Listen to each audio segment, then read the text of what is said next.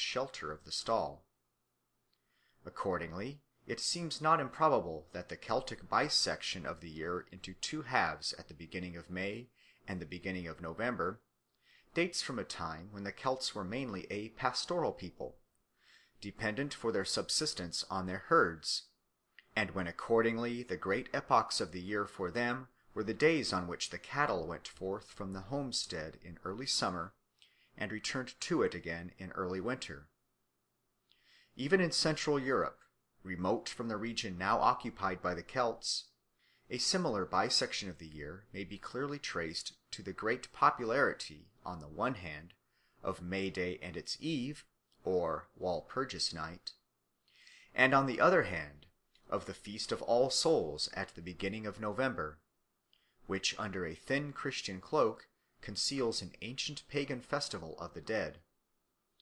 Hence we may conjecture that everywhere throughout Europe the celestial division of the year according to the solstices was preceded by what we may call a terrestrial division of the year according to the beginning of summer and the beginning of winter.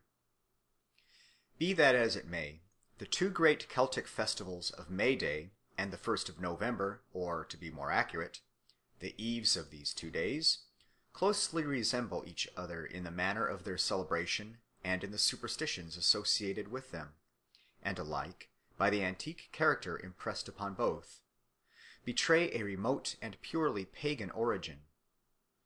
The festival of May Day, or Beltane as the Celts called it, which ushered in summer, has already been described. It remains to give some account of the corresponding festival of Halloween, which announced the arrival of winter. Of the two feasts, Halloween was perhaps of old the more important, since the Celts would seem to have dated the beginning of the year from it rather than from Beltane. In the Isle of Man, one of the fortresses in which the Celtic language and lore longest held out against the siege of the Saxon invaders, the 1st of November, Old Style, has been regarded as New Year's Day down to recent times. Thus, Manx murmurs used to go around on Halloween, Old Style, singing, in the Manx language, a sort of Hogmanay song which began, "Tonight is New Year's night, Hogunaa." In ancient Ireland, a new fire used to be kindled every year on Halloween, or the eve of Samhain, and from this sacred flame all the fires in Ireland were rekindled. Such a custom points strongly to Samhain or All Saints' Day, that is, the 1st of November, as New Year's Day, since the annual kindling of a new fire takes place most naturally at the beginning of the year, in order that the blessed influence of the fresh fire may last throughout the whole period of 12 months. Another confirmation of the view that the Celts dated their year from the 1st of November is furnished by the manifold modes of divination which were commonly resorted to by Celtic peoples on Halloween for the purpose of ascertaining their destiny, especially their fortune in the coming year. For when could these devices for prying into the future be more reasonably put in practice than at the beginning of the year? As a season of omens and auguries, Halloween seems to have far surpassed Beltane in the imagination of the Celts, from which we may with some probability infer that they reckoned their year from Halloween rather than Beltane. Another circumstance of great moment which points to the same conclusion is the association of the dead with Halloween. Not only among the Celts, but throughout Europe, Halloween, the night which marks the transition from autumn to winter, seems to have been of old the time of year when the souls of the departed were supposed to revisit their old homes in order to warm themselves by the fire and to comfort themselves with the good cheer provided for them in the kitchen or the parlour by their affectionate kinsfolk. It was, perhaps, a natural thought that the approach of winter should drive the poor, shivering, hungry ghosts from the bare fields and the leafless woodlands to the shelter of the cottage with its familiar fireside. Did not the lowing kine then troop back from the summer pastures in the forests and on the hills to be fed and cared for in the stalls, while the bleak winds whistled among the swaying boughs and the snowdrifts deepened in the hollows? And could the good man and the good wife deny to the spirits of their dead the welcome which they gave to the cows? But it is not only the souls of the departed who are supposed to be hovering unseen on the day "when autumn to winter resigns the pale year." Witches then speed on their errands of mischief, some sweeping through the air on besoms, others galloping along the roads on tabby cats, which for that evening are turned into coal-black steeds. The fairies, too, are all let loose, and hobgoblins of every sort roam freely about. Yet, while a glamour of mystery and awe has always clung to Halloween in the minds of the Celtic peasantry, the popular celebration of the festival has been, at least in modern times, by no means of a prevailing gloomy cast. On the contrary, it has been attended by picturesque features and merry pastimes, which rendered it the gayest night of all the year. Amongst the things which in the Highlands of Scotland contributed to invest the festival with a romantic beauty were the bonfires, which used to blaze at frequent intervals on the heights.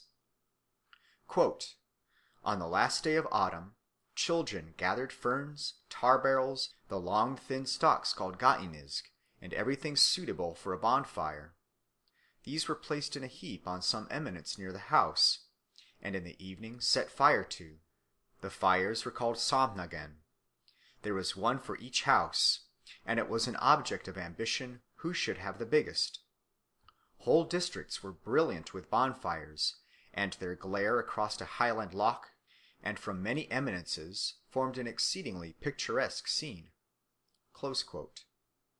Like the Beltane fires on the 1st of May, the Halloween bonfires seem to have been kindled most commonly in the Perthshire Highlands. In the parish of Callander they still blazed down to near the end of the 18th century. When the fire had died down, the ashes were carefully collected in the form of a circle, and a stone was put in, near the circumference, for every person of the several families interested in the bonfire. Next morning, if any of these stones was found to be displaced or injured, the people made sure that the person represented by it was fey or devoted, and that he could not live 12 months from that day. At Balquhidder, down to the latter part of the 19th century, each household kindled its bonfire at Halloween, but the custom was chiefly observed by children. The fires were lighted on any high knoll near the house. There was no dancing round them. Halloween fires were also lighted in some districts of the north-east of Scotland, such as Bough. Villagers and farmers alike must have their fire.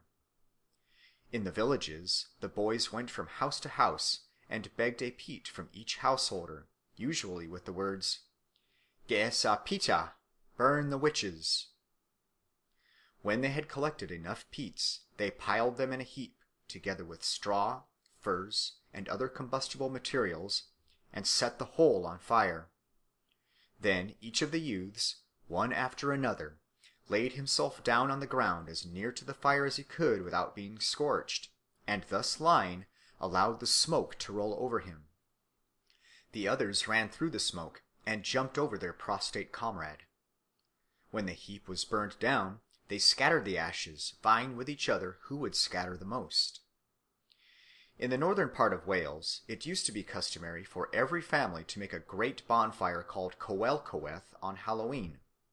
The fire was kindled on the most conspicuous spot near the house, and when it had nearly gone out, everyone threw into the ashes a white stone, which he had first marked.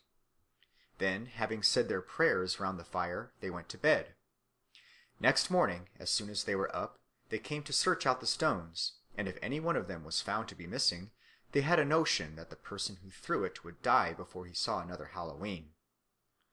According to Sir John Rhys, the habit of celebrating Halloween by lighted bonfires on the hills is perhaps not yet extinct in Wales, and men still living can remember how the people who assisted at the bonfires would wait till the last spark was out, and then would suddenly take to their heels, shouting at the top of their voices, "The cropped black sow seize the hindmost!" The saying, as Sir John Rhys justly